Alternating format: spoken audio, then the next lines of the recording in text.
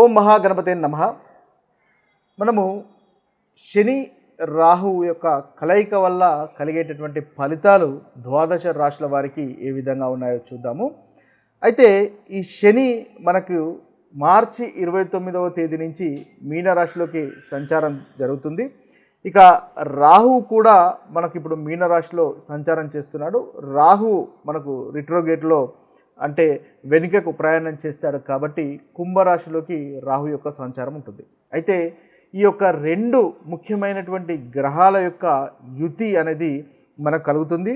ముఖ్యంగా మార్చి 29 నుంచి మే 18 వరకు శని మరియు రాహుల యొక్క యుతి అనేది మనకు ఉంటుంది. అయితే మనకు జ్యోతిష్య శాస్త్రంలో ఈ శని మరియు రాహు యొక్క కలయికను మనకు శ్రాపిత యోగము అంటే ఒక కర్సు, ఒక శాప యోగములాగా మనకు శాస్త్రంలో చెప్తారు. అయితే ఎప్పుడైతే ఈ శని రాహు కలుస్తారో ముఖ్యంగా న్యాచురల్ విపత్తులు వచ్చేటటువంటి అవకాశాలు కనిపిస్తాయి. ఎక్కువగా అదృష్టము కలిసి రాకపోవడము, అదేవిధంగా దేశాన్ని పాలించే వారికి కూడా కాస్త ఇబ్బందులు కలిగేటటువంటి అవకాశాలు కనిపిస్తాయి. ఎందువల్లంటే రెండు పాపగ్రహాల యొక్క కలయిక కాస్త ఇబ్బందికరమైనటువంటి ఫలితాలు మనకు అధికంగా కలుగజేస్తాయి. అయితే మనకు పరాశర ముని కూడా చెప్పాడు, భాగ్యము కాస్త తక్కువ అవుతుందని, అదేవిధంగా న్యాచురల్ సంబంధించినటువంటి విపత్తులు వచ్చే అవకాశాలు ఉంటాయి. అంతేకాకుండా నారద ముని కూడా దీనికి సంబంధించినటువంటి ఏదైతే శని మరియు యొక్క రాహు యొక్క కలయిక గురించి చెప్పడం జరిగింది.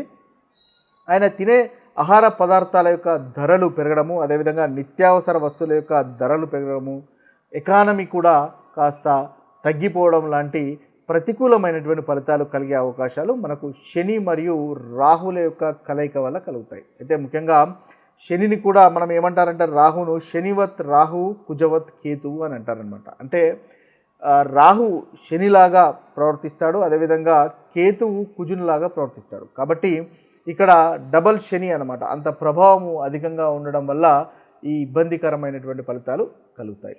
అయితే ఈ యొక్క శని రాహు యొక్క కలయిక వల్ల ద్వాదశ రాశులకు ఏ విధంగా ఉంటుంది, ఏ రాశుల వాళ్ళు ఇలాంటి విషయాలలో జాగ్రత్తలు తీసుకోవాలి, తద్వారా ప్రతికూలమైనటువంటి ఫలితాలు తొలగిపోయి అనుకూలమైనటువంటి ఫలితాలు కలుగుతాయో చూద్దాము.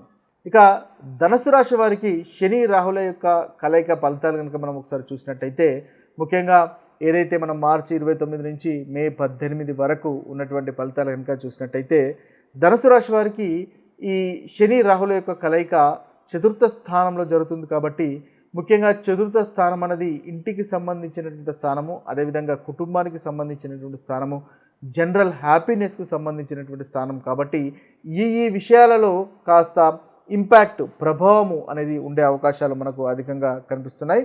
అయితే ఎమోషనల్గా ఉండేటటువంటి అవకాశాలు మీరు కనిపిస్తున్నాయి. అంటే ఫ్యామిలీకి సంబంధించినటువంటి విషయాల్లో కాస్త ఎమోషన్ అయ్యేటటువంటి అవకాశాలు మనకు కనిపిస్తున్నాయి. అయితే ఫ్యామిలీ గురించి ఎక్కువగా ఆలోచిస్తారు. ఫ్యామిలీ వాళ్ళు కంఫర్టబుల్గా ఉండడానికి తగినటువంటి వస్తువులు కూడా మీరు ఈ సమయంలో కొనేటటువంటి అవకాశాలు మనకి ఈ రాహు మరియు ఈ శని యొక్క కాంబినేషన్స్ వల్ల మనకు కనిపిస్తున్నాయి.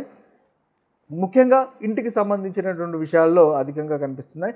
అయితే ప్రాపర్టీస్ కొనడము అమ్మడం కనుక ఉన్నట్టయితే 1-2 సార్లు ఆలోచించిన తర్వాత అది మంచిదైతే తప్ప, మీకు అధికంగా నమ్మకం ఉంటే తప్ప ముందుకెళ్ళండి. లేదంటే దీని తర్వాత ఏదైతే మనము మే 18 తర్వాత వరకు వాయిదా వేయడం అనేది ధనుసు రాశి వారికి చెప్పదగినటువంటి సూచన.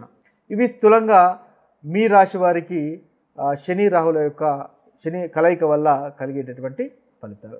ఇక ఏదైతే ప్రతికూలమైనటువంటి ఫలితాలు ఈ కలయిక వల్ల కలిగినప్పుడు వాటిని అధిగమించి అనుకూలత పెంచుకోవడానికి ఎటువంటి పరిహారాలు చేయాలో మనం ఒకసారి గమనించినట్టయితే ముఖ్యంగా శని రాహు కాబట్టి శని బీజ మంత్రాన్ని పఠించడం వల్ల 108 సార్లు ప్రతిరోజు పఠించడం వల్ల చాలా చక్కటి ఫలితాలు అనేవి కలుగుతాయి. ఏదైతే ఇబ్బందికరమైనటువంటి ఫలితాలు ఉన్నాయో ఆ ఇబ్బందికరమైనటువంటి ఫలితాలు కలుగుతాయి.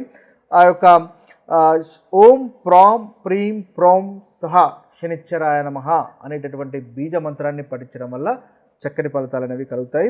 లేదా ఓం శం శనిచ్చరాయ నమః అనేటటువంటి మంత్రాన్ని కూడా 108 సార్లు ప్రతిరోజు కనుక మీరు పఠించుకున్నట్టయితే ఏదైతే ఈ యొక్క కలయిక వల్ల కలుగుతున్నటువంటి ప్రతికూలమైనటువంటి ఫలితాలు తొలగిపోయి అనుకూలత పెరుగుతుంది. శనితో పాటుగా మనకు రాహు బీజ మంత్రాన్ని కూడా పఠించడం వల్ల మంచి ఫలితాలు కలుగుతాయి. ఓం బ్రాం భ్రీం బ్రౌం సహ రాహవేన్ నమః అనేటటువంటి బీజ మంత్రాన్ని 108 సార్లు ప్రతిరోజు పఠించడం వల్ల ఈ కలయిక వల్ల కనుక ప్రతికూలమైనటువంటి ఫలితాలు కలుగుతున్నట్టయితే ఆ ప్రతికూలమైనటువంటి ఫలితాలు తొలగిపోతాయి. ఒకవేళ ఈ మంత్ర జపము చేయడము మీకు సాధ్యం కానట్టయితే శివుడికి అభిషేకం చేయించండి. తద్వారా ఏదైతే మనకు ఇబ్బందికరమైనటువంటి ఫలితాలు ఉన్నాయో ఆ ఫలితాలు తొలగిపోతాయి. ప్రతి శనివారము రావుకాలం సమయంలో శివాలయంలో అభిషేకం కనుక చేసినట్టయితే మీకు ఉత్తమమైనటువంటి ఫలితాలు కలుగుతాయి. ఇవి స్థూలంగా శని మరియు రాహు యొక్క కలయిక వల్ల కలిగేటటువంటి ఫలితాలు. అదేవిధంగా ఆ ప్రతికూలమైనటువంటి ఫలితాలు తొలగిపోయి అనుకూలత పెంచుకోవడానికి చేయదగినటువంటి పరిహారాలు. ఇక మరొక వీడియోలో మరొక విషయాలతో కలుద్దాము. అంతవరకు సెలవు. సర్వే జన సుజనో భవంతు, సర్వే సుజన సుఖినో భవంతు. నమస్తే.